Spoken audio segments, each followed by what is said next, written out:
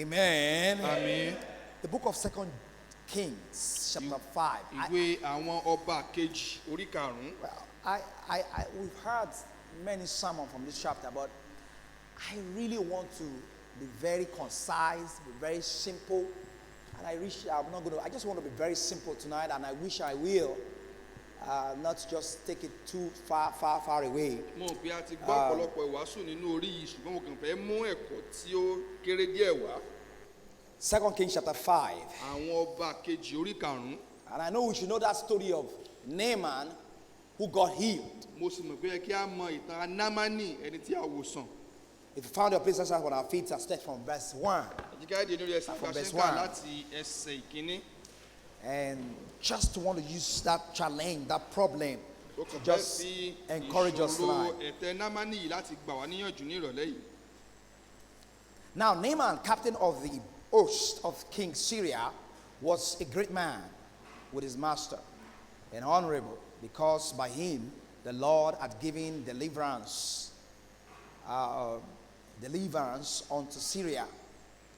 He was also a mighty man in valor, but he was a leper. You know, when we discussed, I told you that on Wednesday. What was the beautiful thing that said about Naaman? And he ended up with, but. See, the only word that is always beautiful to follow, the word but, should always be God. Amen.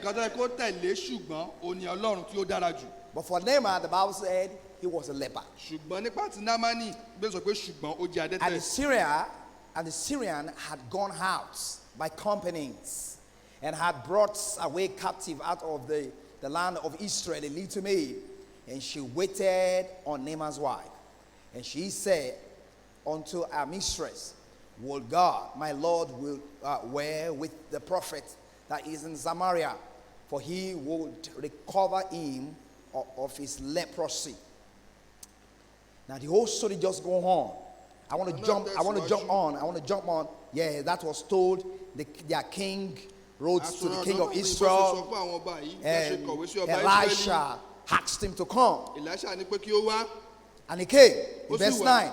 The Bible says, so Naaman came with horses and with a chariot and stood at the door of the house of Elisha. And Elisha sent messengers unto him, saying, go and wash in Jordan 7 times, and thy flesh shall come again to thee, and thou shalt be clean.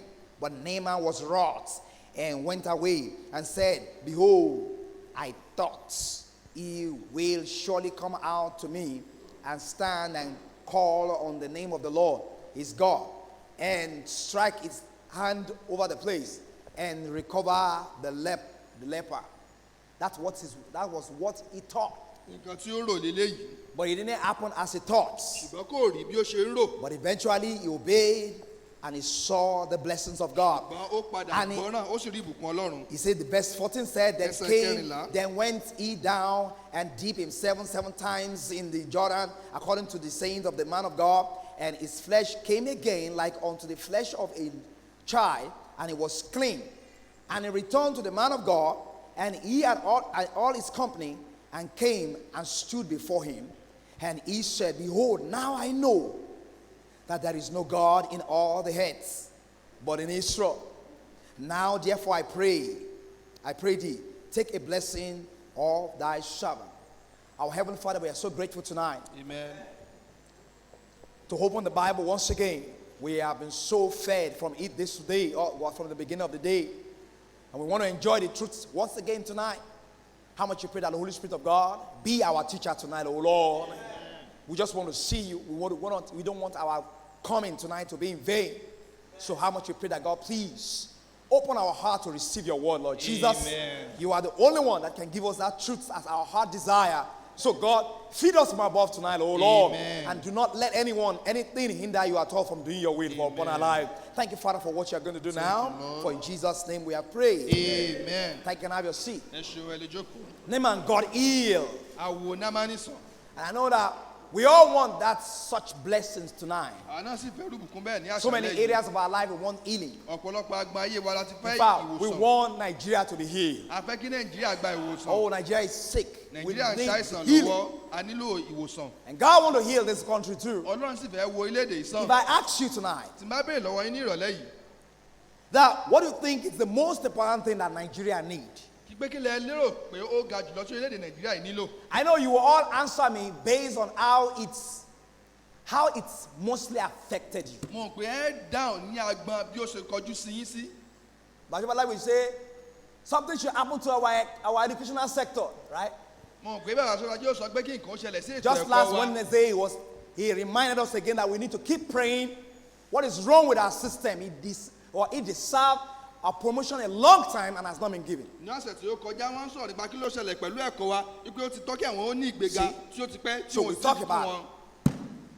Now, if you ask me, I say, oh, something is wrong with our government and the way the heavy truck is on our road. I wish they would take that away. That's something I want that to happen now. tẹ̀fẹ́ bí èmi léèrè wá pé kí ló ń ṣe àwọn ìjọba tí wọn ò ṣe é sì wá ní If you kánmọ́kánmọ́ ask kí wọ́n lè kó some of gba our àwọn market àgbẹ̀ kúrò. women, yeah, tẹ̀fẹ́ bí lọ́wọ́ àwọn ìjọba tí ń ta ọjà.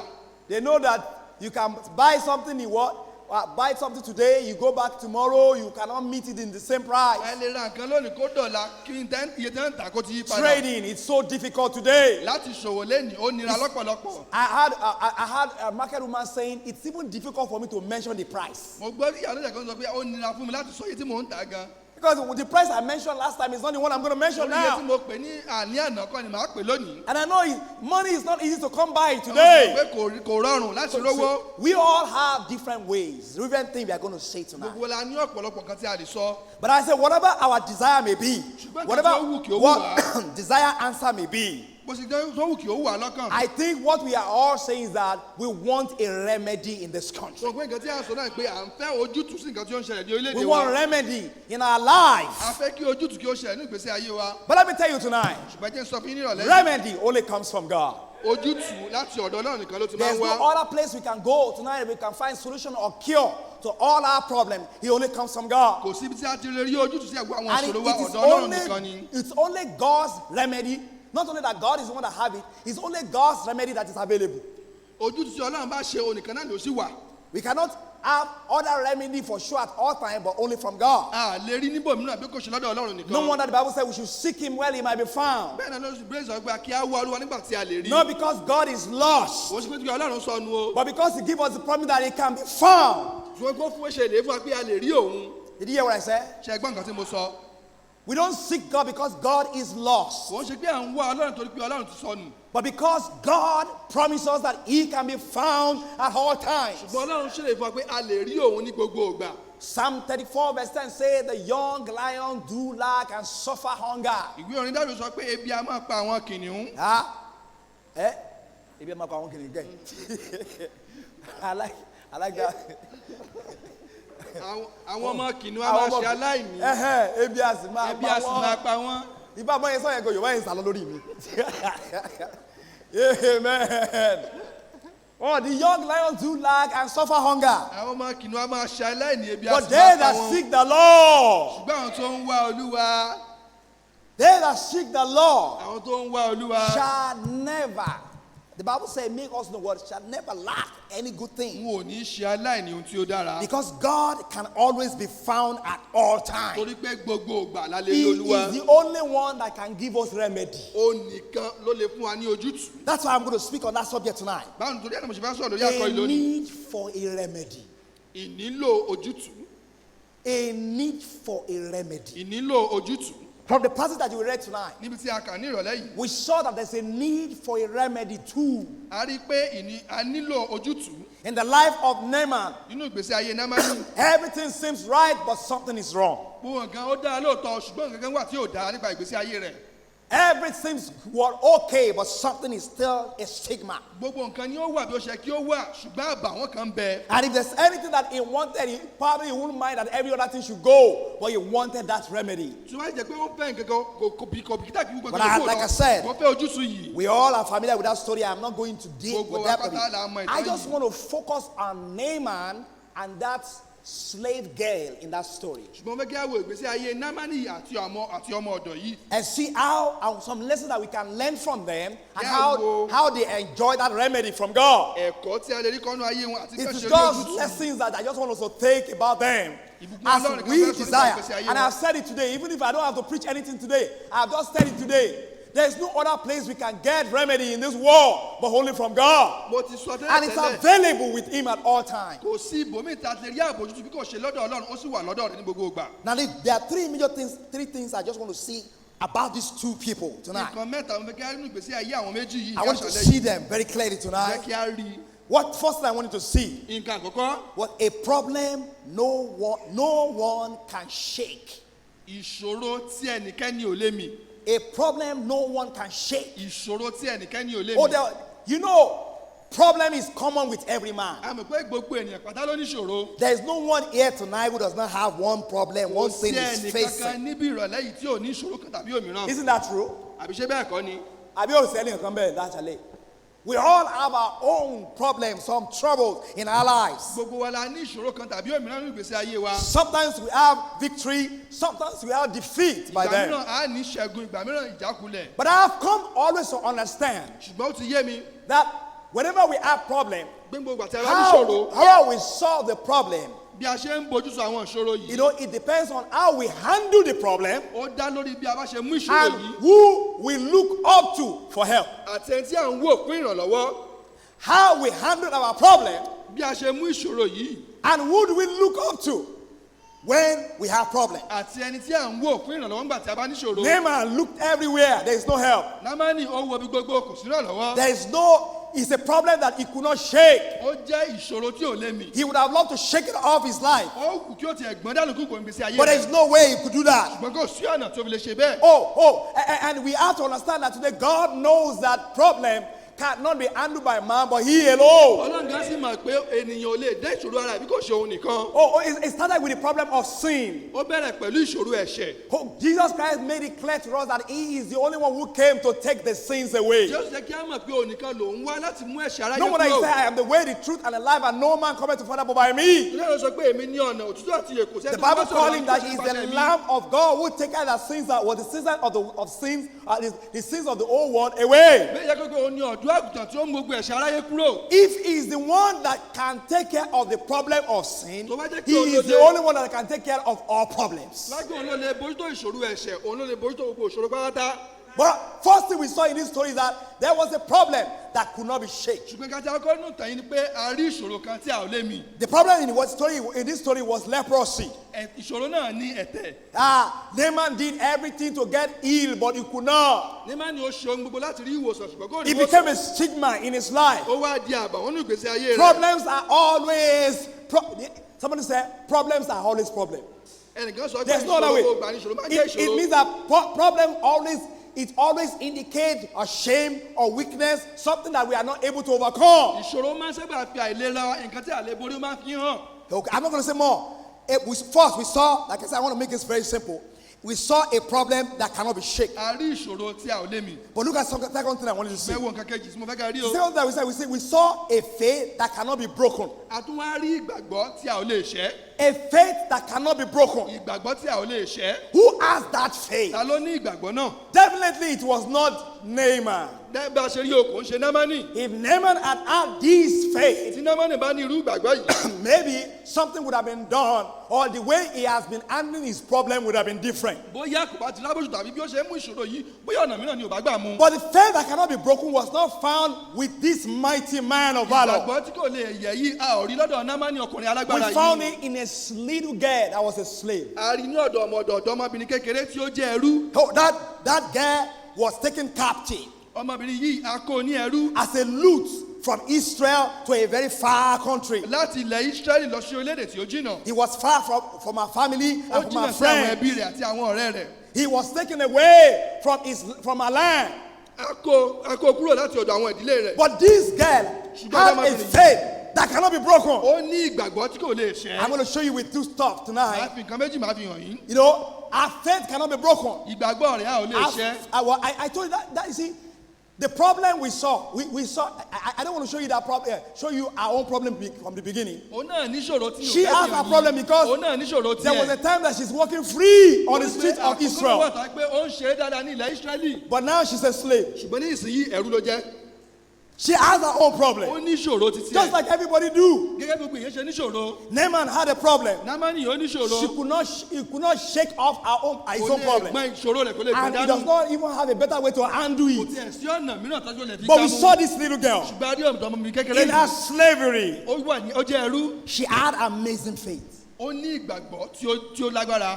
maybe that's what everybody needs to. That's what everybody needs to have in the problem. This girl had faith that cannot be broken. She went into slavery with two stuff. Number one, when she went into slavery, she took her faith along. She went into slavery, but she went with her faith. I said the most important thing about this girl is the most important thing to her.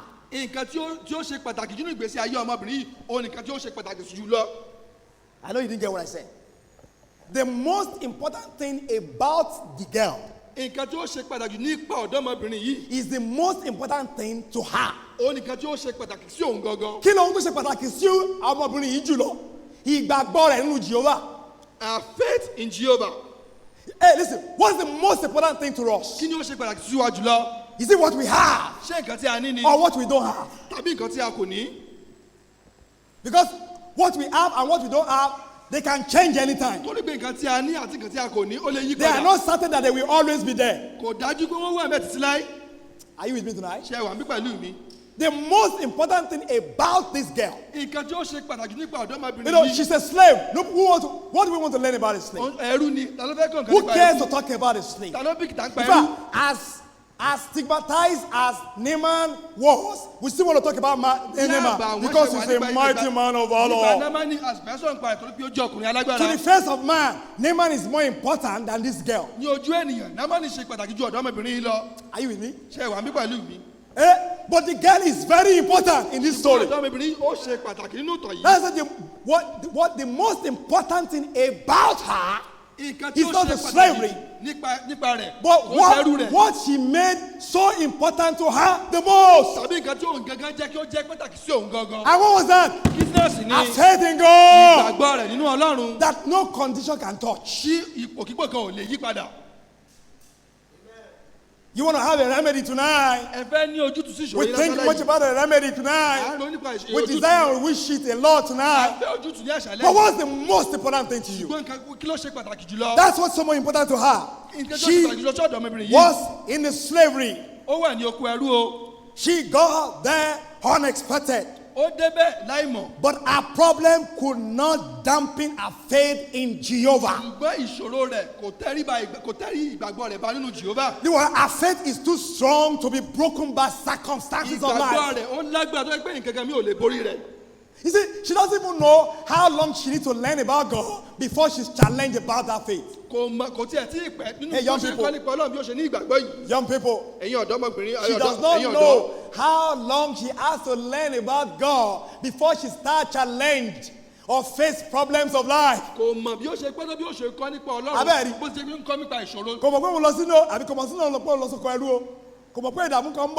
Ṣùgbọ́n nígbà tó ń kọ́ nípa Ọlọ́run, ó fi gbogbo ọkọ ẹ̀ dúró ti Ọlọ́run.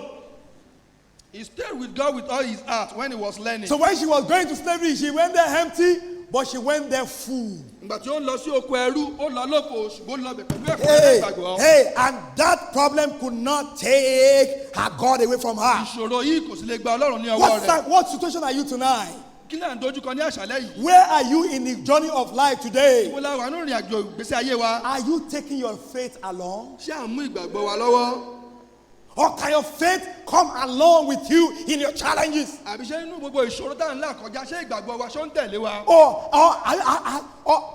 should I ask you that what event of life can stop you from believing? When I was thinking about that statement, I thought about that man of God we prayed for this morning. And when I went to those kids, Enoch, Gideon, Isaiah, and Gideon. Josiah. When I look at those kids, I said it many times, thank you, God. Thank you, God. But each time I'm saying thank God, I am busy thinking about life. What a challenge. Then I remember when we were growing too.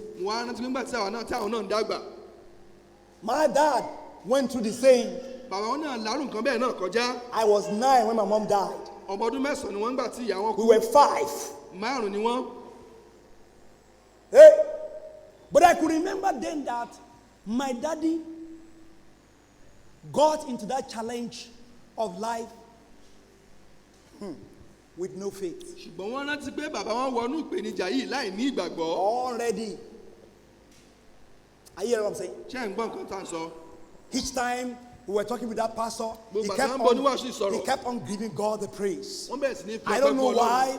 I don't like it. I'm not ready for it. But in it all, to God be the glory. I was just busy thinking about what the life of these children, what's it going to be without their mom? How is it going to be? What challenge about their home? How is it going to take care of? And I kept on remembering what our life used to be when we were growing too. I remember then when my mom is still alive. My daddy don't go to church. He read newspaper on Sunday morning. That's the time that he have. That's the time that he have mostly for himself. He goes to church once in a while. When all those challenges begins to happen, he doesn't have God to get hold on to. You see, everything break our home. It is a challenge of life that we were not ready for. And we do not have the faith that can withstand it as well. No, we don't want to face challenges of life. We don't know how it will come. We don't know what time or how it's going to be. But listen now, what I know is that God is always faithful to his people. Amen. And he wants us to hold on to him. What events of life can stop you from believing? Can stop you from holding on?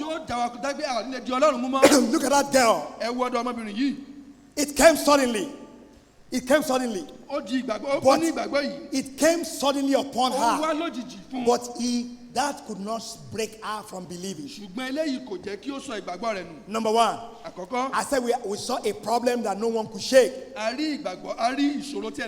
Number two, we saw a faith man no man can break. And I said I'm going to show you two things about this lady. Number one, she took her faith along with her. And number two, she shared that faith in slavery. She did not just take it along, but she also shared it. He said, what I have in Jehovah, I cannot be silent about.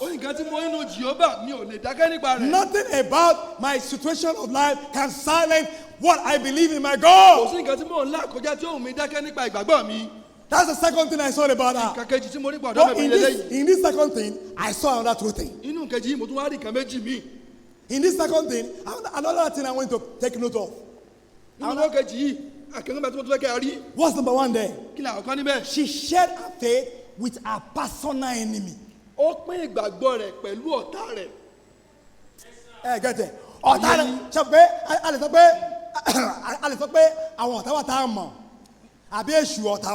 that there are enemies that we don't know.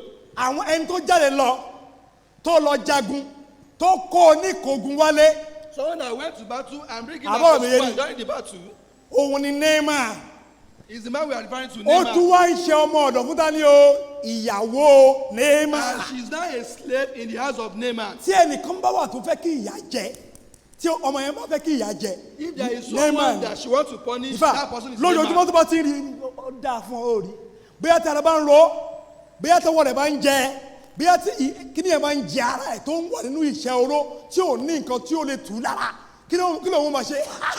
Probably when Neymar is in pain, probably maybe she should be laughing. If there's anyone that she should not share with, it's Naaman. tó wá ní pé ẹnìkan bẹ tó yẹ kó pín ìgbàgbọ́ rẹ̀ pẹ̀lú Námánì ni. But she could not hold. ṣùgbọ́n kò lè dákẹ́. She could not withhold the greatest love of her life from her enemy. kò lè jẹ́ kí ìfẹ́ tí ó ga jù lọ́nà ìgbésí ayé rẹ̀ kó lè jẹ́ kí The ọ̀tá greatest ìjọ love máa that she has is for who? For God. ìfẹ́ tí ó ga jù ó ní fún Ọlọ́run. Oh yes, it may cause me pain, ó lè pa mí lára but I lóòótọ́. cannot withhold the story of my love for the Lord from my enemy. ṣùgbọ́n mi ò lè dákẹ́ láti má fi ìfẹ́ Oh. Ọlọ́run hàn sí ọ̀tá mi. What a faith that cannot be broken. irú ìgbàgbọ́ tí a ò lè ṣàwò lélẹ́yìí. That situation or circumstances of life cannot re-explain. pé ipò kan kò lè ṣàlàyé rẹ̀. She loved God so ó much, fẹ́ràn Ọlọ́run tó even bẹ́ẹ̀ in slavery. tó bẹ́ẹ̀ ní oko ẹrú gan. She shared her faith. ó pín ìgbàgbọ́ rẹ̀. She told them, God can heal you. ó sọ pé Ọlọ́run lè wọ̀ ọ́ Look sọ. at the second thing about ẹ that. wo nǹkan kejì. She even appeared a victim in the situation.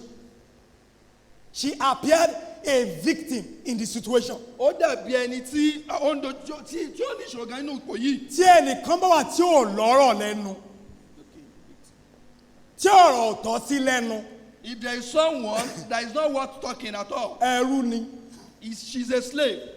What did she want to say about her God? kí ló fẹ́ sọ nípa Ọlọ́run rẹ̀. Abẹ́ down ni. What does she have in mouth to say about God? kí ló ní tí ó fẹ́ sọ nípa Ọlọ́run rẹ̀. She is forgotten. ó jẹ́ ẹni tí a ti She's a gbàgbé. loser. ó jẹ́ ẹni tí a gbé She's kùnà. defenseless. ó jẹ́ ẹni tí ò lágbára láti She's a jà. victim. ó jẹ́ ẹni tí ó wà She ní was. ìṣòro fúnra rẹ̀. Yet she knew her God is able and more than able. ó mọ̀ pé Ọlọ́run òun lè gba òun. That she has not done it does not make a difference. tó túmọ̀ sí pé Ọlọ́run ò tí ì ṣe yìí ò túmọ̀ sí pé kò lè ṣe é. Are you with me tonight? ṣe wà mí pẹ̀lú Do you mi. have that faith? ṣe a nírú ìgbàgbọ́ báyìí. Not just the remedy. kò ń ṣe pé ìṣòro ojútùú That kan. word brings the remedy down. eléyìí gan máa ń mú ojútùú máa ń mú. People who have faith unbreakable in the Lord. gbogbo àwọn tí ó ní ìgbàgbọ́ tí yóò ṣe iṣẹ́ inú Ọlọ́run. The situation can go wrong the way it is, but it has nothing to do about our God. ọ̀pọ̀lọpọ̀ nǹkan He tí ó has- ń lọ he has máa ń not- ṣe òun lábẹ́ kí ó lọ. He's not saying that God is not able in any way. ṣùgbọ́n eléyìí kò lè affect Ọlọ́run rárá. In fact, we brought all the problem upon ourselves. àwa gan la mú ọ̀pọ̀lọpọ̀ ìṣòro ìwá sórí ara wa. Are you with me tonight? ṣe wà mí pẹ̀lú mi. The girl had that strong faith in God. ọmọbìnrin yìí ó ní ìgbàgbọ́ tí ó And lágbára her inú Ọlọ́run rẹ̀. faith cannot be broken. ìgbàgbọ́ rẹ̀ a ò sì lè ṣe. We saw a problem a rí ìṣòro that cannot be shaken. tí a ò lè mì. But we also saw a faith ṣùgbọ́n a tún rí ìgbàgbọ́ that cannot be broken. What would I say? That cannot be broken. Yes, sir. Yes, a ní sir. Right. ìgbàgbọ́ tí a ò lè ṣe. But look at, let me quickly say one more. ṣùgbọ́n ẹ Because tún of wọlé our yìí time. torí àkókò wa. We saw a test every man must take. àwa rí ipò tí gbogbo ènìyàn gbọ́dọ̀ là kọjá. A test every man must take. a rí ìdánwò tí gbogbo ènìyàn gbọ́dọ̀ là We kọjá. saw that about Naaman. a rí eléyìí nípa Námánì. You see, the biggest problem of Naaman is not leprosy. ìṣòro tí ó ga jù ní ìgbésí ayé Námánì kò ń ṣe ẹ̀tẹ̀ tí ó ní. The biggest problem of Naaman is pride. ìṣòro tí ó ní jù ó ní ìgbéraga. Amen. It's pride. ó ní ìgbéraga. God left the prophet leprosy there to show us more about Naaman's heart. Ọlọ́run fi ẹ̀tẹ̀ yìí ó fi síbẹ̀ kí Ọlọ́run kó lè fi ipò ọkàn Námánì láti fi hàn He wá. didn't want to subject to God's way. kò fẹ́ tẹ́lifà fún ọ̀nà tí Even while Ọlọ́run.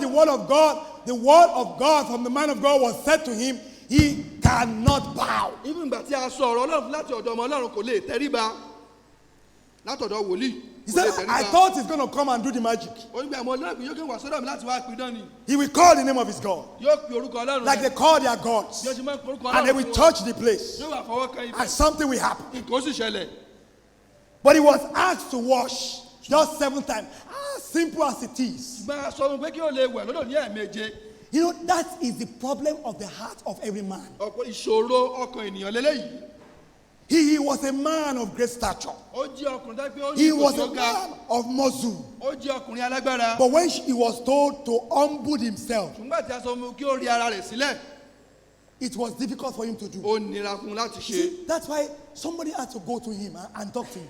torí ẹni ẹnìkan ṣe lọ sọ́rọ̀ láti Master. bá a sọ̀rọ̀ ọ̀gá Master, ọ̀gá sorry, oh, ẹ má bínú o. if they have asked you to turn to, abẹ́rẹ́ kó lọ sínú ogun kó lọ bẹ́ orí 100 wá ó mà lọ to ṣe. go to the battle and bring 100 ẹ bá wà dúró nǹkan tó máa ná láti lọ sógun láti lọ jagun láti look lọ at borí. the energy is going to cost you to If fight they such have war. asked you to do some great things, sẹ́mánì ká ṣe nǹkan tí ó lágbára you would have done it. ẹ ó ṣe é. How much less just to enter into water? Come out. Enter. Come out. Sometimes common sense is not common. I'm telling you. Sometimes, some common sense is not what? It's not common. You see, it takes, you see, look at it. In that story, ordinary people makes difference. Did you get me? Huh? It was a slave girl that makes difference. It was another servant that came to give the mighty Naaman common sense. Listen now. And that's when he had to come to humble himself. God used that moment to reveal the biggest trouble or the biggest problem in the life of a man. And he had to humble himself before God could give what he needed. Listen, like I said, I don't want to take long. But look at 3 things that he received when he humbled himself. Look at what he enjoyed. Look at number 1. Naaman received more than he demanded. Naaman received more than he demanded. He wanted magic. But he saw miracle.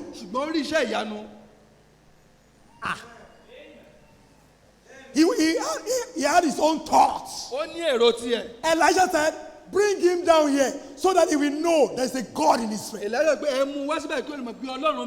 But he received that when he was humble. He received more than he demanded. He learned more than he expected. He saw a God. Do you know that from that moment, it was even difficult for Naaman to bow before God. The God that they don't have to do any jamboree like they do in the God. He saw a God that is always faithful to his word. He learned more than he ever expected in his life. Hey, look at another thing. Naaman changed more than he requested. He changed. The Bible said his flesh become what? Almost. Look at what it says in verse 15. Look at it. Is it verse 14? Verse 14 said, then went he down and dipped himself 7 times in Jordan, according to the saying of the man of God. And his flesh came again like unto the flesh of a little child. Wow. And he was clean. He changed beyond his imagination. Maybe he thought maybe he's going to get some concussion that he will be using to clean up.